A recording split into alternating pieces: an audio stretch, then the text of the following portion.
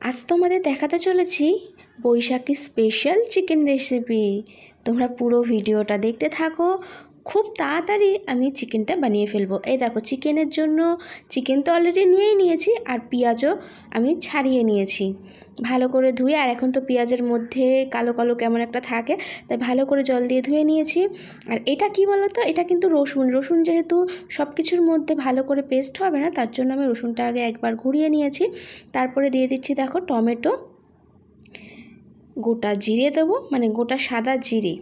কতটা পরিমাণ নিয়েছি তোমরা বুঝে নেবে, যতটা পরিমাণের চিকেন হবে সেই বুঝে। আর এখানে অনেকগুলো দিয়েছি শুকনো লঙ্কা, আমরা যেহেতু একটু ঝাল ঝাল মুরগির মাংস খেতে ভালোবাসি তার জন্য। আর তার সঙ্গে নিয়ে নিয়েছি দুটো এলাচ আর একটুখানি দারচিনি। দেখতেই পাচ্ছ, এই হলো মশলা। তারপরে আরও অনেক কিছু রয়েছে, তোমরা দেখতে থাকো। এই দেখো, এদিকে মশলাটা পেস্ট করে, মানে একটুখানি পেস্ট করে চলে গেছিলাম। এই যে তার মধ্যে পেঁয়াজটাও কাটা হয়ে গেল, আর একটু মশলাটাও তোমাদের দেখিয়ে দিচ্ছি। এই দেখো, আমি যেগুলো যেগুলো মেশালাম তোমরা দেখতেই পেয়েছো। এই যে পেস্ট তৈরি হয়েছে। এটা আমার মাংসের রেসিপি, ঠিক আছে? আমি এরকম ভাবে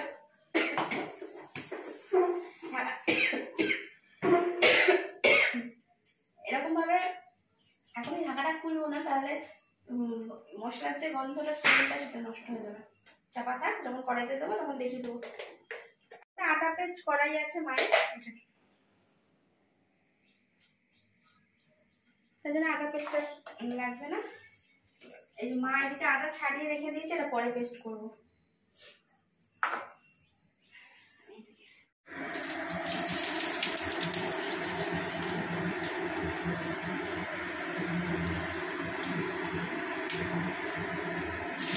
ছবিটা হয়ে গেছে।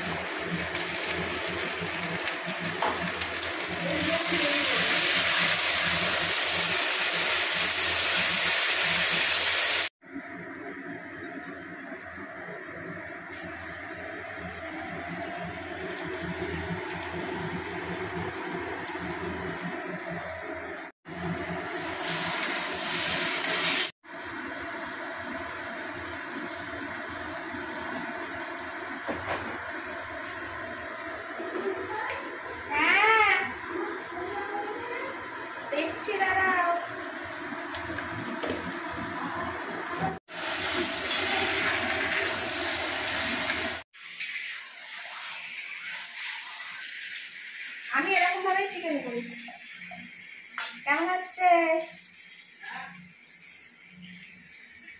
আদাটা দিয়ে দিলাম।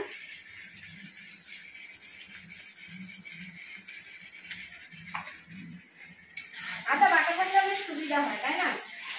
আমার মায়ের জন্য আদা বেটে রেখে দেয়, তাহলে রান্না করতে সুবিধা হয়। অন্য কিছু মশলার মধ্যে না আদা দিলে আমার ঠিক একসঙ্গে মশলাটা অনেকে করে, এই যে টমেটো ফমেটো যেটা পেস্ট করেছি ওর মধ্যে অনেক সময় অনেকে আদা দিয়ে দেয়, কিন্তু আমার ওরকম ভালো লাগে না। আদাটা একটু আলাদা থাকে, ওই জন্য আদাটা আলাদা দিয়ে দেয়।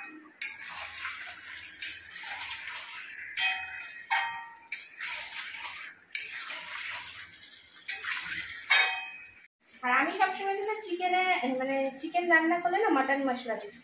চিকেন মশলা একদমই দিই না, আমার চিকেন মশলাটা ভালো লাগে না চিকেনে দিলে।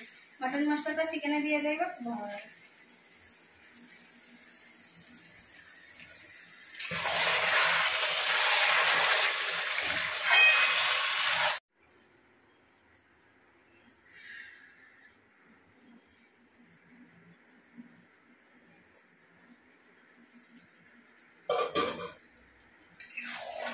আলুটা কিন্তু আমি দিয়ে দিয়েছি, আলুটা তেলে ভাজা ছিল, ভাজা আলু দিয়ে দিয়েছি। তাহলে একসঙ্গে হয়ে যাবে, মাংসও হবে, এদিকে আলুটাও হবে। আর কিছুটা মেটে এনেও দিয়ে দিয়েছি, এর মধ্যে আলাদা করে এনে রেখেছিলাম মেটে এনে, মেটেটাও দিয়ে দিয়েছি, যেহেতু আমরা মেটেটাও ভালো খাই।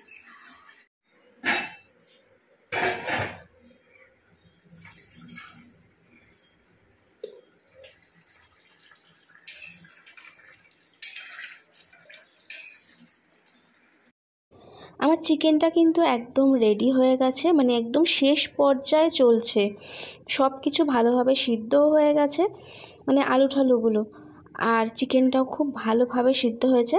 দেখে নিয়েছি, মানে চেক করে নিয়েছি আর কি। আর যে রান্না করে সে একটু চেকে দেখে ভাই, কেউ নজর করুক আর না করুক, যারা রান্না করে তারা কিন্তু একটু জানে। এটা যাই হোক সিক্রেট, কিন্তু তাও আমি বলে দিলাম, হ্যাঁ।